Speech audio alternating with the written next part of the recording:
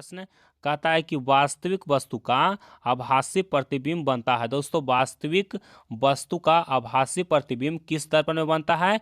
देखिए आपको ऑप्शन दिया हुआ ए में समतल दर्पण में, बी है उत्तल दर्पण में, उसके बाद सी है अवतल दर्पण में और डी है इनमें से सभी। तो दोस्तों जो वस्तु का आभासी प्रतिबिंब है वो तीनों प्रकार के दर्पण में बनता है। तो हमारा सही उत्तर क्या हो जाएगा? ऑप्शन डी हो जाएगा, इनमें से सभी। उसके बाद आइए दूसरा प्रश्न में। देखिए दूसरा प्रश्न कहता है कि डायोप्टर उस लेंस की क्षमता होती है जिसकी फोकस दूरी, यानी कि डायोप्टर यानी कि एक डायोप्टर उस लेंस की क्षमता होगी जिसकी फोकस दूरी कितना होगा? तो जिसका फोकस दूरी होगा 1 मीटर, यानी कि हमारा सही उत्तर क्या हो जाएगा? ऑप्शन डी हो जाएगा, 1 मीटर।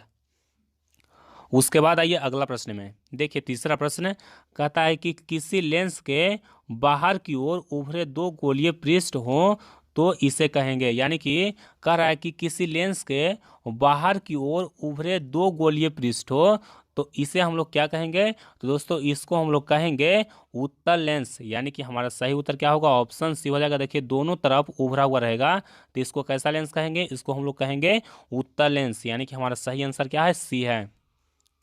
उसके बाद आइए अगला प्रश्न में। देखिए चौथा प्रश्न कहता है कि कौन रंग है जिसका खतरे के सिग्नल में उपयोग होता है, यानी कि खतरे के सिग्नल में हम लोग किस रंग का उपयोग करते हैं? तो दोस्तों हमारा उत्तर होगा लाल रंग, यानी कि हमारा सही उत्तर क्या होगा? ऑप्शन सी होगा। और दोस्तों लाल रंग का जो तरंगदैर्घ्य होता है वो सबसे ज़्यादा होता है, इसलिए लाल रंग सबसे कम परिकिरणित होता है, इसीलिए लाल रंग का प्रयोग खतरे के सिग्नल में किया जाता है। उसके बाद आइए पांचवा क्वेश्चन में। देखिए पांचवा प्रश्न कहता है कि प्रकाश के किस रंग के लिए तरंगदैर्घ्य अधिकतम होता है? तो दोस्तों हमारा उत्तर क्या होगा? लाल रंग, यानी कि ऑप्शन सी हमारा बिल्कुल सही होगा। उसके बाद आइए छठा में। देखिए छठा प्रश्न कहता है कि निकट दृष्टि दोष दूर करने के लिए किस लेंस का व्यवहार होता है? दोस्तों निकट दृष्टि दोष दूर करने के लिए किस लेंस का व्यवहार होता है? तो हमारा उत्तर होगा अवतल लेंस, यानी कि हमारा सही आंसर क्या है? ऑप्शन बी है अवतल। उसके बाद आइए अगला प्रश्न में। देखिए सातवां प्रश्न, ये भी मोस्ट इंपोर्टेंट प्रश्न है। देखिए कहता है किसी कुंडली का प्रतिरोध ज्ञात करने का सूत्र है। दोस्तों किसी कुंडली का प्रतिरोध ज्ञात करने का सूत्र क्या होता है? तो दोस्तों आप लोग जानते होंगे ओम के नियम से कि भी बराबर होता है आई आर, यानी कि वोल्टेज बराबर क्या होता है? धारा गुणे प्रतिरोध। अब आपको आर का मान निकालना है तो आर बराबर क्या होगा? आर बराबर होगा भी बटा आई। तो देखिए आर बराबर भी बटा आई कहाँ दिया हुआ है? तो ऑप्शन बी में दिया हुआ है, यानी कि ऑप्शन बी हमारा बिल्कुल सही होगा। उसके बाद आइए आठवां क्वेश्चन में। देखिए आठवां क्वेश्चन कहता है धातुओं में धारावाहक होते हैं। दोस्तों धातुओं में धारावाहक कौन होते हैं? तो फ्री इलेक्ट्रॉन होते हैं। दोस्तों कौन होते हैं? फ्री इलेक्ट्रॉन होते हैं। तो हमारा उत्तर क्या होगा? मुक्त इलेक्ट्रॉन, यानी कि ऑप्शन बी हमारा बिल्कुल सही होगा। उसके बाद आइए नौवां क्वेश्चन में। देखिए नौवां प्रश्न कहता है कि परिपथ में विद्युत धारा की माप किससे की जाती है? दोस्तों परिपथ में विद्युत धारा की माप किससे की जाती है? तो हमारा उत्तर होगा ए मीटर से, यानी कि ऑप्शन बी हमारा बिल्कुल सही आंसर है। और अगर कहेगा कि वोल्ट मीटर से, तो वोल्ट मीटर से होता है वोल्टेज का मापन, यानी कि वोल्टेज कहेगा तो वोल्ट मीटर, धारा कहेगा तो ए मीटर। और दोस्तों गैल्वेनोमीटर से बहुत कम मात्रा में अगर धारा रहता है उसको गैल्वेनोमीटर से मापा जाता है, यानी कि मिली एम्पियर में रहेगा, नैनो एम्पियर में धारा रहेगा तो उसको हम लोग मापेंगे गैल्वेनोमीटर से। और अगर एम्पियर में मापना रहेगा 1 एम्पियर 2 एम्पियर 3 एम्पियर तो उसको हम लोग मापते हैं ए मीटर से। तो अगर आपको क्वेश्चन में पूछते कि बहुत कम धारा किससे मापा जाता है, तो बहुत कम धारा का मान होता है वह गैल्वेनोमीटर से मापा जाता है। उसके बाद आइए अगला प्रश्न में। देखिए 10वां क्वेश्चन कहता है कि विद्युत फ्यूज विद्युत धारा के किस प्रभाव पर कार्य करता है? दोस्तों विद्युत फ्यूज विद्युत धारा के किस प्रभाव पर कार्य करता है? तो दोस्तों हमारा उत्तर होगा ऊष्मीय प्रभाव, यानी कि हमारा सही उत्तर क्या हो जाएगा? ऑप्शन ए हो जाएगा, ऊष्मीय प्रभाव पर कार्य करता है। उसके बाद आइए अगला प्रश्न में। देखिए 11वां क्वेश्चन, ये भी मोस्ट इंपोर्टेंट है। देखिए 11वां क्वेश्चन कहता है बैटरी से किस प्रकार की धारा प्राप्त होती है? दोस्तों बैटरी से किस प्रकार की धारा प्राप्त होती है? तो हमारा उत्तर होगा डिस्ट धारा, यानी कि डायरेक्ट करंट, या फिर इसी को हम लोग डीसी भी कह सकते हैं। उसके बाद आइए अगला प्रश्न में। देखिए 12वां क्वेश्चन, ये भी मोस्ट इंपोर्टेंट प्रश्न है। देखिए 12 नंबर क्वेश्चन कहता है कि निम्नलिखित में से कौन जैव मात्रा ऊर्जा का उदाहरण नहीं है। दोस्तों जैव मात्रा ऊर्जा स्रोत का उदाहरण नहीं है, यानी कि कौन सा ऑप्शन आपको दिया हुआ है जो जैव मात्रा ऊर्जा स्रोत का उदाहरण नहीं है। तो देखिए आपको ऑप्शन दिया हुआ ए में लकड़ी, बी है गोबर गैस, सी है नाभिकीय ऊर्जा और डी है कोयला। तो दोस्तों हमारा उत्तर हो जाएगा ऑप्शन सी नाभिकीय ऊर्जा। दोस्तों नाभिकीय ऊर्जा है वो जैव मात्रा ऊर्जा स्रोत का उदाहरण नहीं है। उसके बाद आइए अगला प्रश्न में देखिए 13वां क्वेश्चन, ये भी मोस्ट इंपोर्टेंट है। कहता है कि इनमें कौन नवीकरणीय ऊर्जा है। दोस्तों कौन नवीकरणीय ऊर्जा है, तो देखिए आपको ऑप्शन दिया हुआ ए में कोयला, बी है पेट्रोल, सी है सौर ऊर्जा और डी दिया गया है प्राकृतिक गैस। तो दोस्तों नवीकरणीय ऊर्जा का स्रोत कौन है, तो सौर ऊर्जा है, यानी कि जो सूर्य से ऊर्जा प्राप्त होता है वो नवीकरणीय ऊर्जा का स्रोत है। उसके बाद आइए अगला प्रश्न में देखिए कहता है कि निम्न में कौन अवकारक है। दोस्तों अवकारक कौन है, तो देखिए आपको ऑप्शन दिया हुआ है ए में हाइड्रोजन, बी है CO यानी कि कार्बन मोनोऑक्साइड और उसके बाद आपको सी दिया हुआ है O2 यानी कि ऑक्सीजन और डी दिया गया है H2S यानी कि हाइड्रोजन सल्फाइड। तो दोस्तों इसमें अवकारक कौन है, तो अवकारक होता है हाइड्रोजन। दोस्तों अवकारक कहेगा तो कौन होगा, हाइड्रोजन होगा, यानी कि ऑप्शन ए हमारा बिल्कुल सही है।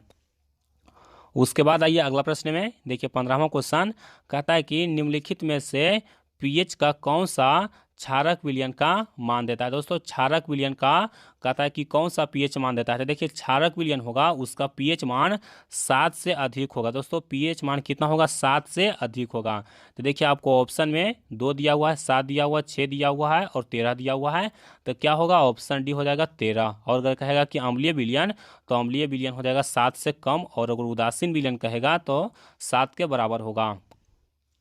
उसके बाद आइए अगला प्रश्न में देखिए कहता है कि निम्नलिखित में कौन सही है। दोस्तों कौन सही है, तो देखिए दिया हुआ ऑप्शन ए में Na2CO3 इंटू 5H2O, उसके बाद भी दिया हुआ है Na2CO3 इंटू 10H2O, उसके बाद सी दिया हुआ है Na2CO3 इंटू 7H2O और डी दिया गया है Na2CO3 इंटू 2H2O। तो दोस्तों हमारा उत्तर क्या हो जाएगा, ऑप्शन बी हो जाएगा Na2CO3 इंटू 10H2O, यानी कि ऑप्शन बी हमारा बिल्कुल सही है। उसके बाद आइए अगला प्रश्न में देखिए 17वां क्वेश्चन कहता है कि लिटमस रंजक बैगनी रंग का होता है जो निकाला जाता है। यानी कि दोस्तों लिटमस रंजक बैगनी रंग का होता है जो किससे निकाला जाता है, तो लाइकेन के पौधे से निकाला जाता है। तो हमारा उत्तर क्या होगा, ऑप्शन ए हो जाएगा लाइकेन से। अब देखिए ये क्वेश्चन और इसमें बनता है, कहेगा कि लिटमस विलियन है, जो लिटमस रंजक होता है वो शुरुआती में किस रंग का होता है, तो बैगनी रंग का होता है। ये भी आपको पूछा जा सकता है, तो इसको भी आप ध्यान रखिए। लिटमस जो रंजक होता है वो कैसा होता है, तो सबसे पहले बैगनी होता है। उसके बाद आइए अगला प्रश्न में देखिए 18वां क्वेश्चन, ये भी मोस्ट इंपोर्टेंट है। देखिए कहता है कि शुष्क बुझा हुआ चूना पर क्लोरीन गैस की क्रिया कराने से कौन सा पदार्थ बनता है। दोस्तों ये भी क्वेश्चन बहुत ही इंपॉर्टेंट है कि अगर हम लोग शुष्क बुझा हुआ चूना पर क्लोरीन गैस प्रवाहित करेंगे तो कौन सा पदार्थ बनता है, तो विरंजक चूर्ण बनता है। यानी कि हमारा उत्तर क्या हो जाएगा, ऑप्शन ए हो जाएगा विरंजक चूर्ण।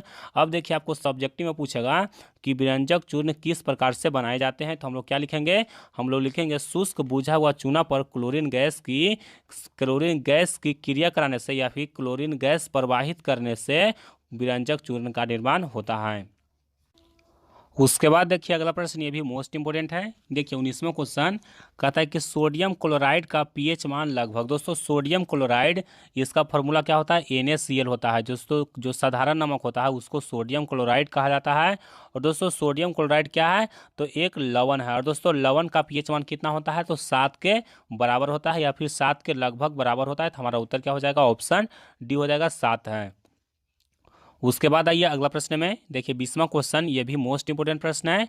देखिए कहता है कि नीला थोथा का रासायनिक सूत्र है। दोस्तों नीला थोथा का रासायनिक सूत्र कितना होता है, तो नीला थोथा का रासायनिक सूत्र होता है CuSO4 इंटू 5H2O, यानी कि ऑप्शन बी हमारा बिल्कुल सही होगा, CuSO4 इंटू 5H2O। उसके बाद आइए अगला प्रश्न में देखिए 21वां क्वेश्चन, ये भी मोस्ट इंपोर्टेंट प्रश्न है। कहता है कि जब सोडियम हाइड्रोक्साइड जिंक से अभिक्रिया करता है तो कौन सा उत्पाद बनता है। दोस्तों जब सोडियम हाइड्रोक्साइड जिंक से अभिक्रिया करता है तो कौन सा उत्पाद बनता है, तो दोस्तों हमारा उत्तर होगा Na2ZnO2 प्लस H2O, यानी कि ऑप्शन डी हमारा बिल्कुल सही आंसर है। इसको आप लोग देख लीजिए। उसके बाद आइए 22वां क्वेश्चन में। देखिए 22वां क्वेश्चन कहता है कि पीतल है दोस्तों, पीतल क्या है? तो पीतल है वो तांबा और जिंक का मिश्र धातु है। क्या है? तांबा और जिंक का मिश्र धातु है, यानी कि हमारा उत्तर क्या हो जाएगा? ऑप्शन सी हो जाएगा, मिश्र धातु। उसके बाद आइए अगला प्रश्न में। देखिए कहता है कि ब्रोमीन, दोस्तों यहाँ पर क्या होगा? ब्रोमीन होगा दोस्तों। कहता है कि ब्रोमीन अधातु की अवस्था होती है। दोस्तों ब्रोमीन अधातु की अवस्था होती है, वो कैसी होती है? तो देखिए ब्रोमीन अधातु है वो कमरे के ताप पर द्रव अवस्था में रहती है। तो दोस्तों इसका अवस्था क्या होगा? तो द्रव होगा, यानी कि ऑप्शन सी हमारा बिल्कुल सही आंसर। यहाँ पर आप लोग ब्रोमीन कर लीजिए। उसके बाद आइए अगला प्रश्न में। देखिए 24वां क्वेश्चन कहता है कि निम्न में से किस हाइड्रोकार्बन में 3 आबंध है? अब देखिए इस तरह के क्वेश्चन को हम लोग कैसे सॉल्व करना है, तो इसको देखिए आपको याद नहीं करना है, क्योंकि हर बार आपको ऑप्शन चेंज करके दे सकता है। तो देखिए यहाँ पर कह रहा है कि 3 आबंध है, यानी कि कार्बन कार्बन के बीच में ट्रिपल बॉन्ड है। अब देखिए कार्बन कार्बन के बीच में ट्रिपल बॉन्ड किस में होता है? तो जो अल्काइन होता है उसमें होता है कार्बन कार्बन के बीच में ट्रिपल बॉन्ड। और दोस्तों अल्काइन का फॉर्मूला क्या होता है? CN और H2N-2 होता है। अब देखिए ये फॉर्मूला पर कौन सा जो हाइड्रोकार्बन है वो अल्काइन ग्रुप है, उसको आप लोग चेक कर लीजिए। तो देखिए सबसे पहले आपको दिया हुआ है CH4, तो देखिए CH4 क्या होगा? एल्केन होगा। उसके बाद C2H6 है, तो देखिए ये क्या? ये भी एल्केन हो जाएगा। उसके बाद देखिए आपको दिया हुआ है कि C3H4, तो देखिए 3 दूना 6 और 6 माइनस 2 करेंगे तो 4 हो जाएगा, यानी कि ये हो जाएगा कि अल्काइन ग्रुप का। तो हमारा उत्तर क्या हो जाएगा? ऑप्शन सी हो जाएगा, C3H4। इसके बीच में क्या है? कार्बन कार्बन के बीच में 3 आबंध है, यानी कि ट्रिपल बॉन्ड है। तो हमारा उत्तर क्या हो जाएगा? ऑप्शन सी हो जाएगा। उसके बाद आइए 25वां क्वेश्चन में। देखिए कहता है कि चीनी का रासायनिक सूत्र क्या है? दोस्तों चीनी का रासायनिक सूत्र क्या होता है? तो चीनी का रासायनिक सूत्र होता है C12H22O11, यानी कि ऑप्शन सी हमारा बिल्कुल सही है। उसके बाद आइए अगला प्रश्न में। देखिए 26वां क्वेश्चन, ये भी मोस्ट इंपोर्टेंट है। देखिए कहता है हीलियम परमाणु के बाहरी कक्षा में कितने इलेक्ट्रॉन रहते हैं? दोस्तों हीलियम परमाणु के बाहरी कक्षा में कितने इलेक्ट्रॉन रहते हैं? तो देखिए हीलियम का परमाणु संख्या होता है 2, और दोस्तों इसमें मात्र एक ही ऑर्बिट होता है, और इस ऑर्बिट में कितना इलेक्ट्रॉन होगा? तो 2 ही इलेक्ट्रॉन होगा, यानी कि हमारा उत्तर क्या हो जाएगा? ऑप्शन बी हो जाएगा, 2। उसके बाद आइए अगला प्रश्न में। देखिए 27वां क्वेश्चन कहता है स्वपोषी पोषण के लिए आवश्यक है। दोस्तों स्वपोषी पोषण के लिए क्या आवश्यक है? तो CO2 भी आवश्यक है, क्लोरोफिल भी आवश्यक है, और सौर्य प्रकाश यानी कि सूर्य का प्रकाश भी आवश्यक है। तो हमारा उत्तर क्या हो जाएगा? ऑप्शन डी हो जाएगा, इनमें से सभी। उसके बाद आइए 28वां क्वेश्चन में। देखिए 28वां क्वेश्चन कहता है कवक में पोषण की कौन सी विधि है? दोस्तों कवक में पोषण की कौन सी विधि है? तो कवक में होता है मृतजीवी पोषण, यानी कि हमारा उत्तर क्या होगा? ऑप्शन बी हो जाएगा, मृतजीवी पोषण। उसके बाद आइए 29वां क्वेश्चन में। देखिए कहता है कि क्लोरोफिल वर्णक का रंग है। दोस्तों क्लोरोफिल वर्णक का रंग क्या होता है? तो क्लोरोफिल वर्णक का जो रंग होता है वो हरा होता है, यानी कि ऑप्शन ए हमारा बिल्कुल सही होगा। उसके बाद आइए अगला प्रश्न में। देखिए 30वां क्वेश्चन, ये भी मोस्ट इंपोर्टेंट क्वेश्चन है। देखिए कहता है कि पायरुवेट के विखंडन से यह कार्बन डाइऑक्साइड जल तथा ऊर्जा देता है, यह क्रिया होती है। दोस्तों पायरुवेट का विखंडन से क्या होता है? कार्बन डाइऑक्साइड देता है, जल देता है और ऊर्जा देता है। और दोस्तों यह जो क्रिया होता है, यानी कि पायरुवेट का विखंडन जो होता है वो कहाँ होता है, ये आपको बताना है। तो दोस्तों हमारा उत्तर क्या हो जाएगा? ऑप्शन भी हो जाएगा, माइटोकॉन्ड्रिया में। और दोस्तों यहाँ पर इसको ऊर्जा का पावर हाउस भी कहा जाता है। माइटोकॉन्ड्रिया को क्या कहा जाता है? ऊर्जा का गृह भी कहा जाता है। तो हमारा उत्तर क्या हो जाएगा? ऑप्शन बी हो जाएगा। उसके बाद आइए अगला प्रश्न में। देखिए 31वां क्वेश्चन, ये भी मोस्ट इंपोर्टेंट प्रश्न है। देखिए कहता है कि यदि हमारे आहार में आयोडीन की कमी हो तो किस रोग के होने की संभावना है? दोस्तों कहता है कि अगर हम हमारे आहार में आयोडीन की कमी होगा तो कौन सा रोग होने का संभावना है? तो देखिए आपको ऑप्शन दिया हुआ, ए में ग्वाइटर, बी है गलगंड, उसके बाद सी है घेघा, और डी है सभी। तो दोस्तों हमारा जो उत्तर होगा वो होगा इनमें से सभी, यानी कि ऑप्शन डी हमारा बिल्कुल सही आंसर है। और दोस्तों जो तीनों रोग हैं वो गला से संबंधित है, यानी कि अगर हम लोग आयोडीन की कमी होगा शरीर में तो यह तीनों रोग होने का संभावना है। उसके बाद आइए अगला प्रश्न में। देखिए कहता है कि एस्ट्रोजन प्रभावित होता है। दोस्तों एस्ट्रोजन है वो किसके द्वारा प्रभावित होता है? तो देखिए आपको ऑप्शन दिया हुआ, ए में वृषण द्वारा, उसके बाद सी बी दिया हुआ है अंडाशय द्वारा, उसके बाद आपको सी दिया हुआ है लैंग्रहंस की दीपिकाओं द्वारा, और उसके बाद डी है थायराइड द्वारा। तो दोस्तों